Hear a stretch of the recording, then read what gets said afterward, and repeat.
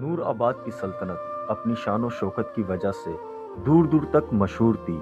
اونچے محل، چمکتے بازار اور ہر طرف خوشحالی، مگر اس سب کے پیچھے ایک تلخ حقیقت چھپی تھی۔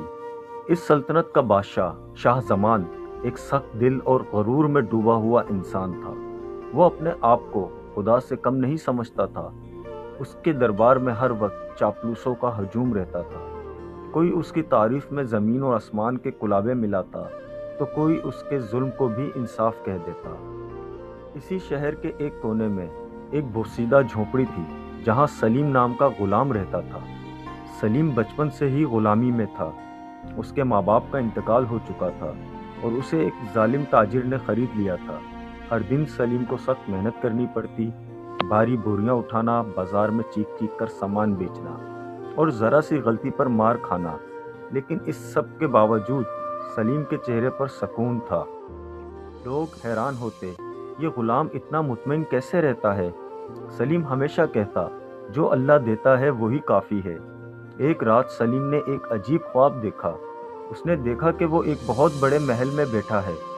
اس کے سر پر تاج ہے اور لوگ اسے بادشاہ سلیم کہہ کر پکار رہے ہیں۔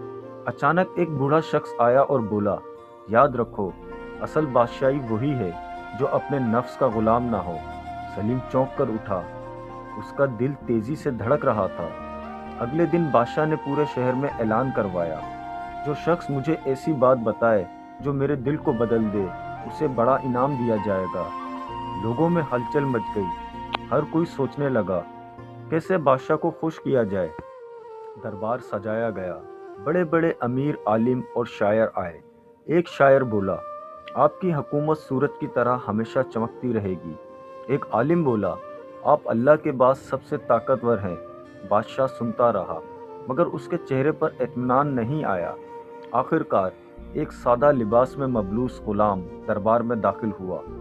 سپاہیوں نے اسے روکنے کی کوشش کی۔ یہ بادشاہ کا دربار ہے، تم جیسے غلام کے لیے نہیں۔ مگر سلیم نے ہمت نہ ہاری، میں سچ کہنے آیا ہوں۔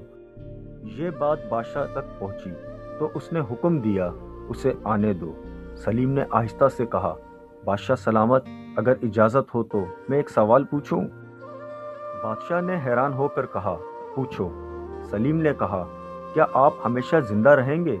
بادشاہ خاموش ہو گیا۔ سلیم نے پھر کہا، کیا یہ تخت ہمیشہ آپ کا رہے گا؟ دربار میں سناٹا چھا گیا۔ غصہ اور خاموشی بادشاہ کا چہرے سے بھر گیا۔ تمہاری ہمت کیسے ہوئی؟ سب لوگ سوچ رہے تھے، اب یہ غلام زندہ نہیں بچے گا۔ مگر سلیم نے ہمت سے کہا، میں صرف وہی کہہ رہا ہوں جو حقیقت ہے۔ یہ الفاظ سیدھا بادشاہ کے دل میں اتر گئے۔ اسے اپنے بچپن کا وقت یاد آیا، جب وہ ایک عام انسان تھا، جب اسے اقتدار نہیں ملا تھا۔ اس نے آہستہ سے پوچھا، پھر اصل بادشاہ کون ہے؟ سلیم نے جواب دیا، وہ جو انصاف کرے اور اپنے غرور کو قابو میں رکھے۔ دربار میں موجود وزیروں کو یہ بات پسند نہ آئی۔ ایک وزیر ظہیر بہت چالاک اور لالچی تھا۔ اس نے سوچا، اگر بادشاہ بدل گیا تو ہماری طاقت ختم ہو جائے گی۔ اس نے خفیہ طور پر سلیم کے خلاف سازش شروع کر دی۔ ایک دن اچانک خبر آئی، سلیم نے خزانے سے سونا چوری کیا ہے۔ سلیم کو گرفتار کر لیا گیا۔ بادشاہ حیران تھا، یہ کیسے ہو سکتا ہے؟ سلیم کو اندھیری کوٹری میں ڈال دیا گیا۔ وہاں بھی اس نے شکر ادا کیا، یا اللہ، تو بہتر جانتا ہے۔ کچھ دن بعد ایک سپاہی نے سچ بتا دیا، یہ سب وزیر ظہیر کی سازش تھی۔ بادشاہ کو شدید غصہ آیا۔